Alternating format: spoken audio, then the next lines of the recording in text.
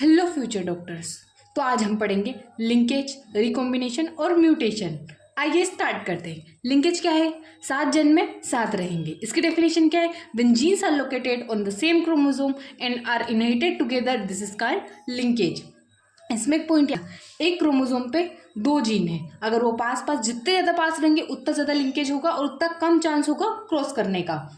तो हम एक एग्जांपल लेते हैं ड्रोसोफिला का। ड्रोसोफिला का एग्जांपल किसने बोला? T H Morgan. और एक बात याद रखना, टीएच मॉर्गन को हम फ्लाइमैन ऑफ जेनेटिक्स बोलते हैं। इन्होंने ड्रोसोफिला का बॉडी का कलर, आई का कलर और विंग के शेप को, जीन को शो किया था लिंकेज, इससे लिंकेज हमको बताया था। और एक लिंक उन्होंने ड्रोसोफिला ही क्यों यूज़ किया? ड्रोसोफिला इसलिए यूज़ किया क्योंकि ये लैब में क्यूरेबल है, मेल और फीमेल में इजी डिफरेंस बता सकते हैं, शॉर्ट लाइफ साइकिल है और इसमें सेक्सुअल डाइमॉर्फिज्म है। आई बात समझ में? और इसकी ट्रिक क्या है? अगर जीन बहुत पास पास है तो याद रखना स्ट्रॉन्ग लिंकेज होगा और रिकॉम्बिनेशन तो होगा ही नहीं। और जितने ज़्यादा दूर जीन है ना उतना कम लिंकेज होगा और रिकॉम्बिनेशन ज़्यादा होगा।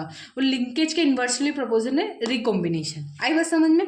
तो second one is recombination. Recombination क्या है? रिकॉम्बिनेशन मतलब रिकम्बाइन करना। During meiosis exchange of genetic material between homologous chromosome new combination बन जाता है। ये सिर्फ कहाँ होता है? ये सिर्फ और सिर्फ प्रोफेस 1 के मियोसिस में होता है, क्रॉसिंग ओवर। आई बात समझ में? और हम बताइए रिकॉम्बिनेशन ज़रूरी क्यों है? क्योंकि वेरिएशन लाने के लिए रिकॉम्बिनेशन बहुत ज़रूरी है। इसकी ट्रिक लाइन क्या है? जितना ज़्यादा रिकॉम्बिनेशन होगा उतना ज़्यादा वेरिएशन होगा। तो more recombination more crossing over happens in only meiosis. तो आइए मैं इसकी आपको टेबल बताती हूँ, फिर हम पढ़ेंगे म्यूटेशन। तो इसकी टेबल है, जिसे हमने ड्रोसोफिला का एग्जाम्पल दिया हुआ है एनसीईआरटी में। उसका बॉडी कलर क्या है? ब्राउन बॉडी है। और डोमिनेंट में किसकी है? ब्राउन बॉडी है। और रेसेसिव में येलो बॉडी है। उसका आई का कलर क्या है? रेड है। और इसमें वाइट है। और विंग का साइज क्या है? लार्ज है और इसमें मिनिएचर है। और एक बात याद रखना, ये दोनों लिंकेज शो करते हैं और ये इन दोनों में नो लिंकेज है। अब मैं आपको एनसीईआरटी से बताती हूँ क्या होगा इसमें। जैसे इसमें दिया हुआ है, क्या दिया हुआ है? येलो और वाइट, मतलब रेसेसिव दिए हैं। और वाइल्ड टाइप क्या होता है? डोमिनेंट होता है। तो इन दोनों का हमने क्रॉस देखा, तो F1 जनरेशन में क्या हुआ? वाइल्ड टाइप और येलो वाइट, मतलब इसमें लिंकेज ज़्यादा था तो 98% पेरेंट का ही आ गया। और रिकॉम्बिनेशन कितना हुआ? 1.3, मतलब अप्रोक्स 1% ही रिकॉम्बिनेशन और बाकी सारा पेरेंट से एग्जैक्ट आ गया। और हमने क्रॉस भी करवाया था। इसमें क्या दिखा था हमने? ये लिंकेज था इसलिए वैसा का वैसा ही आ गया पेरेंट से और रिकॉम्बिनेशन 1% हुआ। पर हमारा जैसे कि इसमें क्या है? वाइट और मिनिएचर, मतलब आई का कलर और विंग का साइज कैसा है? नॉन लिंकेज, इसमें लिंकेज नहीं है। तो इसमें क्या होगा? इसमें लिंकेज हुआ तो इसमें पेरेंट से सिर्फ 62.8% आया और रिकॉम्बिनेशन कितना हुआ?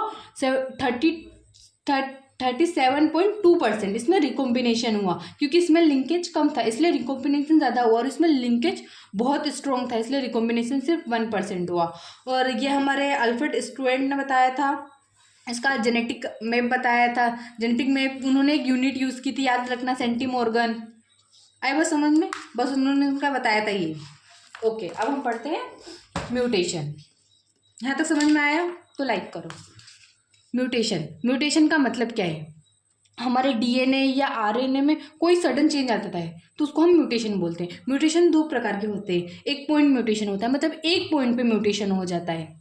और एक फ्रेम शिफ्ट, मतलब कोई सिर्फ एक पूरी की पूरी डीएनए की एक AUG या AUD कोई सी भी हो तो वो पूरी हट जाती है, पूरी नहीं ऐड हो जाती है या पूरी डिलीट हो जाती है, उसको हम बोलते हैं फ्रेम शिफ्ट म्यूटेशन। इसका एग्जाम्पल क्या है? Sickle cell anaemia, point mutation in beta globin chain 6th position पे। याद रखना कौन सी पोजीशन पे?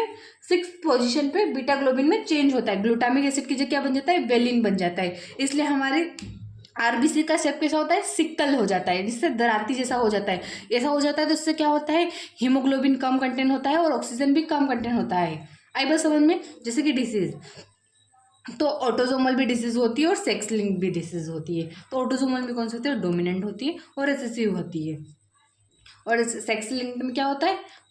सेक्स लिंक में एक्स लिंक्ड होता है और वाई लिंक्ड होता है। और वाई लिंक तो सिर्फ मेल में होता है, इसकी रेसेसिव होती है और इसमें भी डोमिनेंट होता है।